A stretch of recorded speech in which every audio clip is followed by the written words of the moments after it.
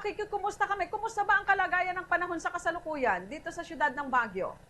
Sa ngayon, ma'am, no, base po sa pinalabas ni Pag-asa na 24-hour public weather forecast, patuloy pa rin po ang ating prevailing na weather condition is yung localized thunderstorm pa rin po. Although may binabantayan po tayo ngayon na low pressure area, huli po itong namataan sa layong 570 kilometers east-northeast of Verac, Catanduanes. Pero sa ngayon po, ma'am, wala pa po itong direktang apekto dito po sa atin sa lugar sa Baguio City. Although sa ibang lugar lamang po ng bansang Pilipinas po naka-apekto itong low pressure area.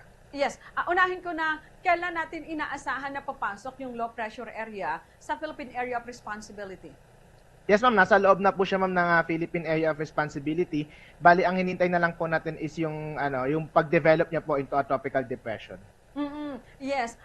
Kailan natin inaasahan, malaki ba ang pag-asa na siya ay magiging tropical depression? Sa ngayon po, ma'am, no, based po sa huling analysis ni Pag-asa, medyo mababa pa po yung chance na ma-develop niya into a tropical depression sa susunod po na 24 sa susunod po na 24 oras. Pero maaari po yung magbago, ma'am, no? Since na low pressure area pa nga lang po yan, medyo madami po tayong uncertainties po dyan, no, sa pagdating po dyan sa low pressure area. Kaya kung ano man po yung ma-develop niya, magpapalabas naman po kagad si Pag-asa ng update. Yes, sir. Sir, bali dun sa track ngayon nung naturang itong LPA natin, nasaan lugar yung kanyang tatahakin? Yes, ma'am. No? So, based na rin po sa ating mga historical data. So, madalas po, ma'am, kapag buwan po ng Setyembre is pa-Luzon pa rin po, no? Pa-North Luzon pa rin po ang track netong mga bagyo po na pumapasok sa ating Philippine Area of Responsibility. Oo, yes, sir. So, ibig sabihin, ito ba nakaka-apekto na sa atin o hindi pa?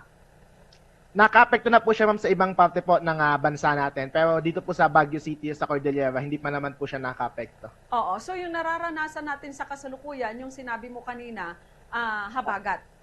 Hindi po, ma'am. Dulot pa rin po ng mga localized thunderstorms, ma'am. Localized thunderstorm. So, ibig sabihin, kapag localized thunderstorm, sir, ito ba yung hindi naman masyadong kalakasan na mga pag-ulan, ganun ba? O maaari din tayong makaranas ng malakas na pag-ulan?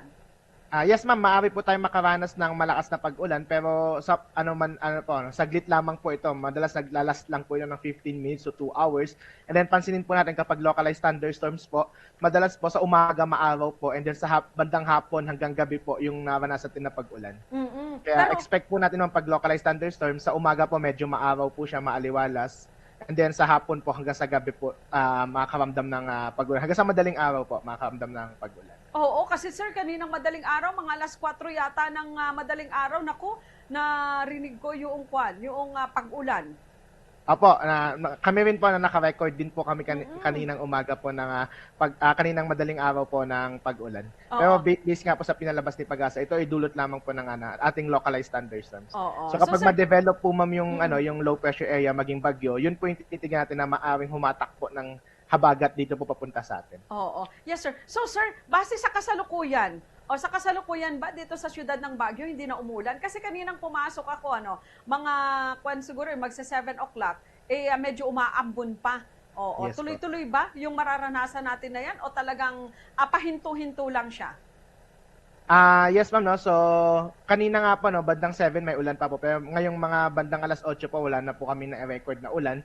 So, expect po natin, ma'am, no, na baka po maging maaliwalas po itong umaga natin, and then mamayang hapon na naman po is umulan.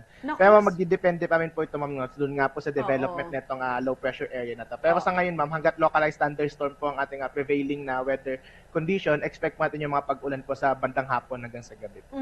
Naku, sana nga, sir, pagbigyan tayo, kasi Baguio Day, sabi ko, mamaya may parada pa naman pagkatapos ng programa dyan sa may Baguio Convention and Cultural Center natin.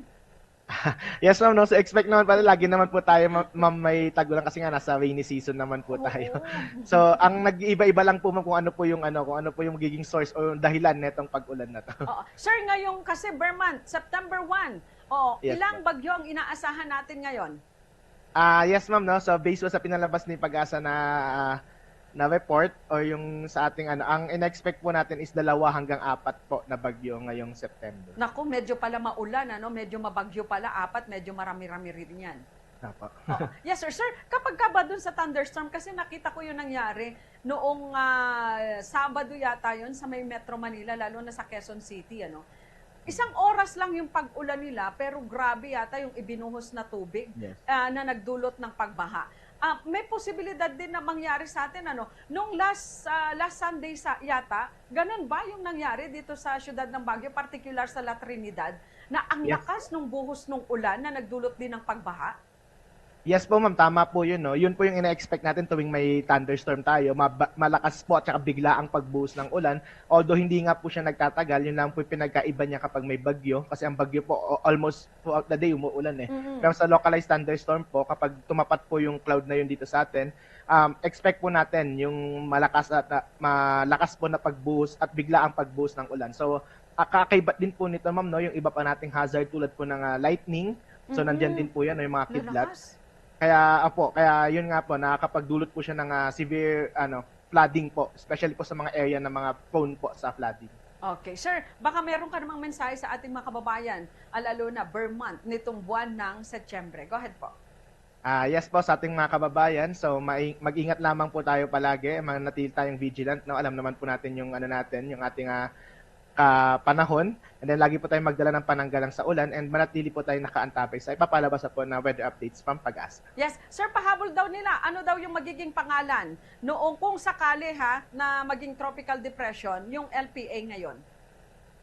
Yes, ma'am, no. So yung last po is si Isang, kung tama po ba ako? Yung last po na si naging Jacinto po. Jacinto. Nagkaroon po tayo ng Jacinto, ma'am, no? Oo. Jacinto, Okay. ma'am, na kaso saglit lamang po siya pumasok sa ating Philippine Area of Responsibility and lumabas din po. I-verify ko lang po yung next po na pangalan number. Oo nga. Anong pangalan ng ating susunod na bagyo pagkatapos ni Jacinto? Si Jacinto dito sa siyudad ng Baguio, hindi natin naramdaman eh. Hindi halos natin naramdaman. Yes, sir. Yes Sino po, po? ma'am, na. So si Jacinto is letter J, yung next po is letter K na po. Mapangalanan po natin siyang Kiko. Si Kiko. Okay. Sana wag masyado. Kung halimbawa man maging ma-develop siyang tropical depression, Kiko ang magiging pangalan ng susunod na bagyo. Yes po, tama po yun, ma'am.